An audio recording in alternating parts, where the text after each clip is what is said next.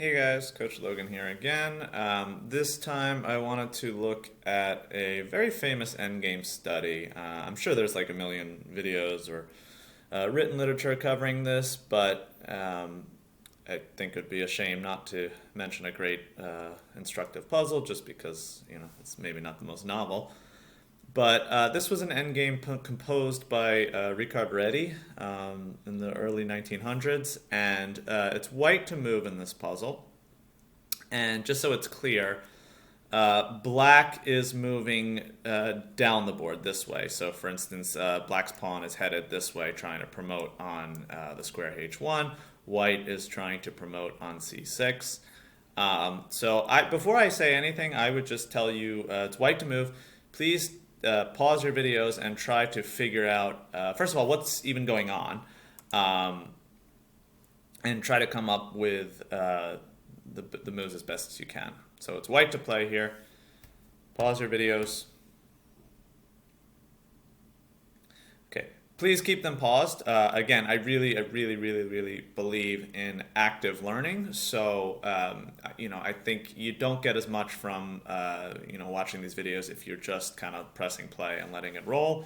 The best way to get something out of it is to really struggle with it, embrace that struggle, and truthfully, this would be a very hard problem to figure out, especially if you're newer at chess. But then when you struggle and then you see the explanation, then you have this aha moment where it really sinks in. So definitely do that. But I'm going to continue. So basically, the first thing you should realize is this endgame looks almost just completely lost for white. Black's pawn is so far ahead of our king. This pawn it's not like if this pawn were back on h7, it would be ahead of our king, but it's all the way on h5. Our king is nowhere near that. So it seems as though black is going to queen, like this pawn will just march straight down the board.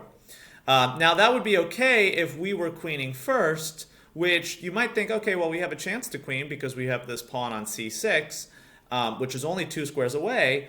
But the problem is black's king is on a6. So black's king is very well poised to try to stop that. For instance, if we just ran this pawn, say c7, black plays king to b7, and it looks as though he's just going to take the pawn, which he will. And we're not in time to get their pawn, right? Like say we try to run after this, black takes ours, and then if we run after them, this pawn just runs all the way down the board. And I always see this at tournaments when kids are newer at chess. The king will chase the pawn all the way down, hoping that they fall asleep and make a move like this and give them the pawn, but no strong player would do that. Just gonna queen, and black is winning. So if we go back to the starting position then, what can be done? It seems white is poorly placed on both sides of the board. His pawn is well protected by black's king, and his own king is not doing a good job protecting against black's pawn. And that's where we see this amazing idea that Réti revealed through this study of using the king actively in 2 different directions, which it's hard to even conceptualize that with a king, because you think of a king as kind of a short-range piece. It can only stay in one part of the board. But what the problem shows is white can now play this move, king to g7. And the point is this move is getting closer both to this pawn on h5 and his own pawn on c6. So now black has a few options. They could either play the 2 most logical moves, or to play king b6 or h4. Let's go first with h4. Let's say he just runs his pawn.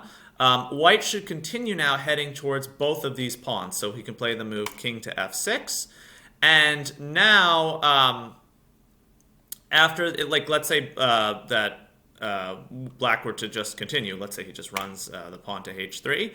Now white can actually pivot and support this pawn on c6 over here. He can play king to e7, and even though white is promoting second, he will in fact promote, because after h2, white can play white can play c7, and if black promotes, white will promote as well with check. If black tries to stop the pawn, white's king is now close enough to actually deal with this and play king to d7. So through moving his king over, he's managed to support his pawn. Just black promotes, and white promotes as well with check, and this is a queen endgame that's just drawn. So going back after king to g7, black has another try here, which is king to b6.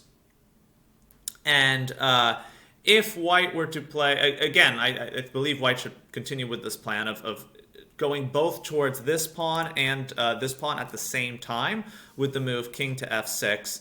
And if now black were to take this pawn, white can now, so we're obviously no longer going to promote, but white can now pivot his king towards the black pawn, and he's in time to stop it. He's managed to get back here. This pawn is not going to be able to promote. We just scoop it up.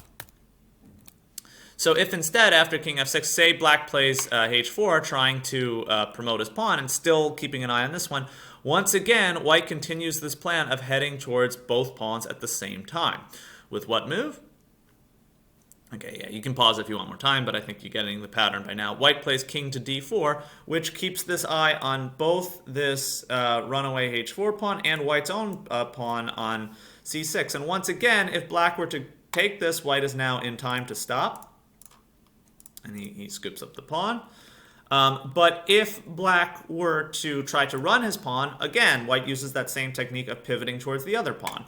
He plays king to d6 to defend, and it seems as though black is promoting first, which he is, but white will promote as well. He plays c7, and if black promotes, white will promote as well. If black tries to stop the pawn with king to b7, white plays king to d7, and we see the position we saw earlier where they both promote. White promotes with check, but I mean, this is just a draw. Okay? Really, just an absolutely beautiful study composed by Réti. This is probably maybe the most famous composition in all of chess. It's it's an instructive one. I don't think it's just purely academic, where what's the real world or what's the real chess application of it. I think it does show once again the importance of king activity in the endgame, both in dealing with your opponent's threats and supporting your own threats. And white's only way to save, the absolute only way to save this, is to just make his king as active as possible, with eyes on both black's pawn and his own pawn.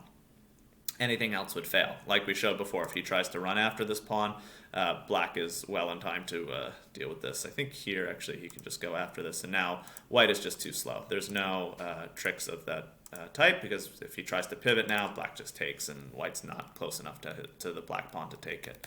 So really the only way, again, was to head up this diagonal, simultaneously getting closer to both pawns at the same time. All right, hope you enjoyed that. See you guys next video.